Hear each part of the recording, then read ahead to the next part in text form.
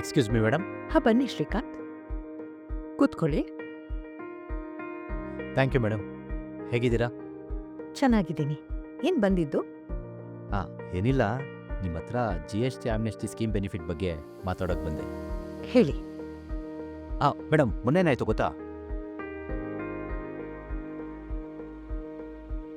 ದೊಡ್ಡಪ್ಪ coffee. Thank you. ಏನು ದೊಡ್ಡಪ್ಪ GST order?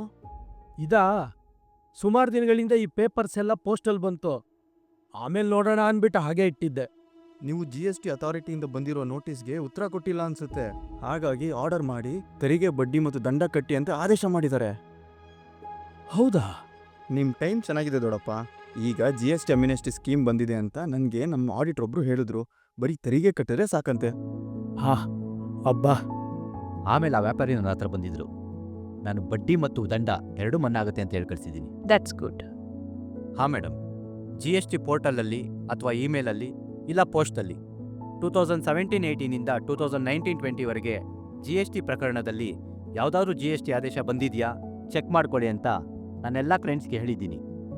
GST Amnesty scheme ಅಡಿಯಲ್ಲಿ GST ಸೆಕ್ಷನ್ 73 ಆರ್ಥಿಕ ವರ್ಷ 2017-18ರಿಂದ 2019-20ಕ್ಕೆ ಸಂಬಂಧಿಸಿ ಆದೇಶ ಜಾರಿಯಾದ ಪ್ರಕರಣಗಳಲ್ಲಿ ಉಪಯೋಗವನ್ನ ಪಡೆಯಬಹುದು. ಸೆಕ್ಷನ್ 73ರಲ್ಲಿ ನೋಟಿಸ್ ಹಂತದಲ್ಲಿ ಅಥವಾ ಆದೇಶವಾಗಿ ಅಪೀಲಿಗೆ ಹೋಗಿರಬಹುದು ಅಥವಾ ಹೈಕೋರ್ಟ್ಗೂ ಹೋಗಿರಬಹುದು. ಇಂತಹ ಪ್ರಕರಣಗಳಲ್ಲಿಯೂ ಇದರ ಪ್ರಯೋಜನ ಪಡೆಯಬಹುದು. ಆದರೆ ಅಪೀಲ್ ಆರ್ ರಿಟ್ ಪೆಟಿಷನ್ನ ಅರ್ಜಿಯನ್ನ ವಿತ್ಡ್ರಾ ಮಾಡಿರಬೇಕು. ಅವರೆಲ್ಲರೂ ಈ ಸೆಕ್ಷನ್ 128A ಪ್ರಕಾರ ಪೂರ್ಣ ಪ್ರಮಾಣದ ತೆರಿಗೆ ಪಾವತಿ ಮಾಡಿದಾಗ ಮಾತ್ರ ಬಡ್ಡಿ ಮತ್ತು ದಂಡವನ್ನ ಮನ್ನಾ ಮಾಡಿ ಯೋಜನೆಯ ಉಪಯೋಗ ಪಡೆಯಬಹುದು. ಶ್ರೀಕಾಂತ್, ನೀವು ನೋಡಿಲ್ವಾ, ನಮ್ಮ ಇಲಾಖೆಯಿಂದಲೇ GST ಅಮ್ನೆಸ್ಟಿ ಸ್ಕೀಮ್ ಬಗ್ಗೆ ಎಷ್ಟೋ ವಿಡಿಯೋಗಳನ್ನ ಮಾಡಿದೀವಿ, ಹಾಗೆ ಸರಳವಾಗಿ ವಿವರಿಸಿದೀವಿ. ನೀವು ನೋಡಿ ಈ ಮಾಹಿತಿಯನ್ನ ನಿಮ್ಮ ಸ್ನೇಹಿತರಿಗೆ, ಬೇರೆ ಟ್ಯಾಕ್ಸ್ ಪೇಯರ್ಸ್ಗೆ ಹೇಳಲೇಬೇಕು. ಶೋರ್ ಮೇಡಮ್, ಖಂಡಿತ.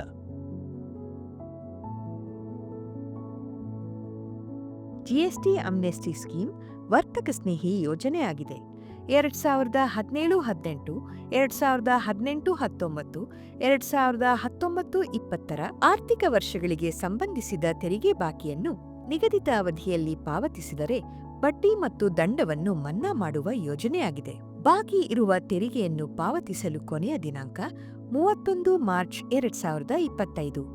ತೆರಿಗೆಯನ್ನು ಪಾವತಿಸಿದ ನಂತರ ಈ ಯೋಜನೆಯಡಿ ನಿಗದಿತ ನಮೂನೆಯಲ್ಲಿ GST ಆನ್ಲೈನ್ ಪೋರ್ಟಲ್ ಮೂಲಕವೇ ಅರ್ಜಿ ಸಲ್ಲಿಸಲು ಕೊನೆಯ ದಿನಾಂಕ 30 ಜೂನ್ 2025. ಈ ಯೋಜನೆಯ ಸದುಪಯೋಗ ಪಡೆಯಲು 2017-18, 2018-19 ಮತ್ತು 2019-20 ತೆರಿಗೆ ಬಾಕಿ ಇರುವ ಆರ್ಥಿಕ ವರ್ಷಗಳಿಗೆ ವರ್ಷವಾರು ಪ್ರತ್ಯೇಕವಾಗಿ ಅರ್ಜಿಯನ್ನು ಸಲ್ಲಿಸಬೇಕಾಗುತ್ತದೆ.